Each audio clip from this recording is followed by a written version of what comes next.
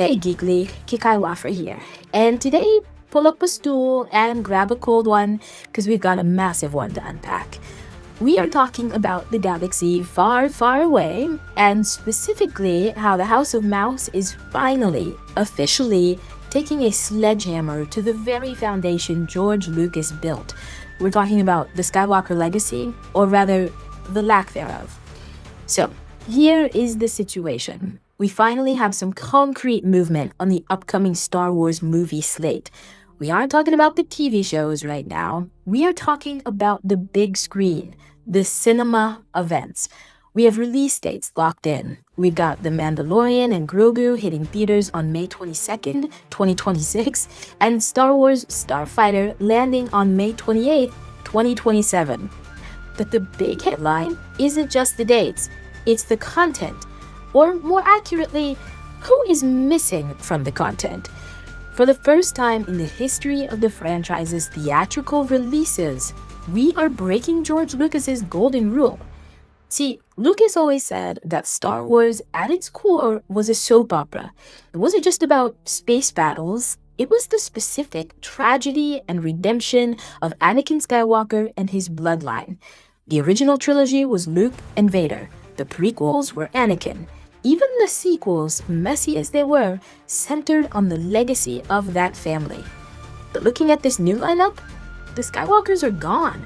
The Mandalorian is about Din Djarin. Starfighter features a totally new cast.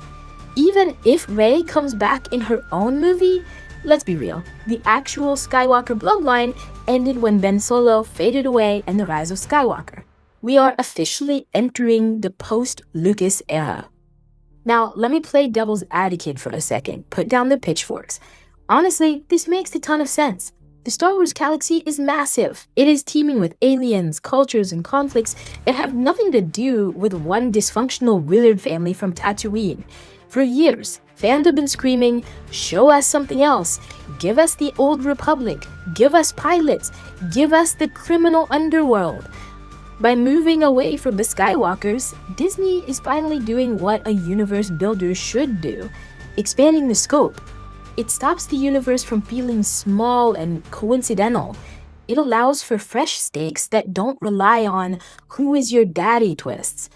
It is arguably the only way for the franchise to survive another 50 years without eating its own tail. You have to applaud the boldness of finally cutting the cord.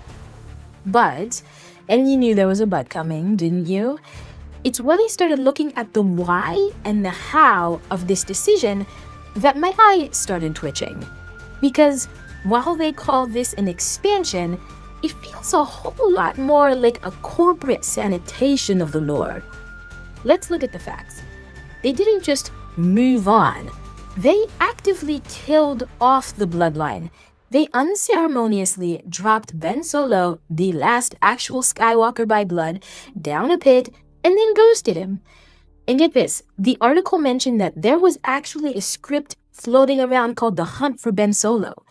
It had Lucasfilm's approval, it had Steven Soderbergh involved, but Disney rejected it. Why? Because they're desperate to own the IP without being beholden to George's story. It feels cynical, doesn't it? They want the Star Wars brand, the lightsabers, the X-Wings, the merchandise money, but they don't want the baggage of the actual story the creator was telling. They want a generic sci-fi content factory that they can control completely without fans constantly citing George's vision to prove them wrong. And the biggest hypocrisy? They're ditching the Skywalker story, but they are terrified to ditch the Skywalker name. That's why they had Rey adopt the name at the end of Episode 9. They know the name Skywalker puts butts in seats, so they slapped it on a character with no blood relation just to keep the marketing value, while simultaneously ensuring the actual Lucas bloodline is dead and buried. They are selling us the label on an empty bottle, Geekly. It's not moving on, it's strip mining the aesthetic of Star Wars while discarding its soul. They want the prestige of the Skywalker saga without having to actually write for the Skywalkers. It's safe, calculated, and frankly, it feels like they're taking us for fools who won't notice the difference between a brand logo and a legacy. Anyway, the full breakdown and the article are in the description. Go read it and see the timeline for yourself. So, Geek-ly, I'm turning this over to you. You are the judge today. Is the shift away from the Skywalkers the breath of fresh air the franchise needs to evolve? Or, as I suspect, is Disney just hollowing out the saga to turn Star Wars into a generic content machine? Let me hear it in the comments. And that is the harsh truth about breaking the Lucas rule. If you felt the passion in this rant, smash that like button, subscribe, and tell me in the comments if you think the magic is officially dead. If you want to be a hero and buy me a coffee, that link is down below. Also, quick poll for the next video. Should I wear the Jedi robes or the Starfleet uniform? Let me know. I will catch you on the next deep dive. This has been Kikai Wafra for NewsGeekly Cinema.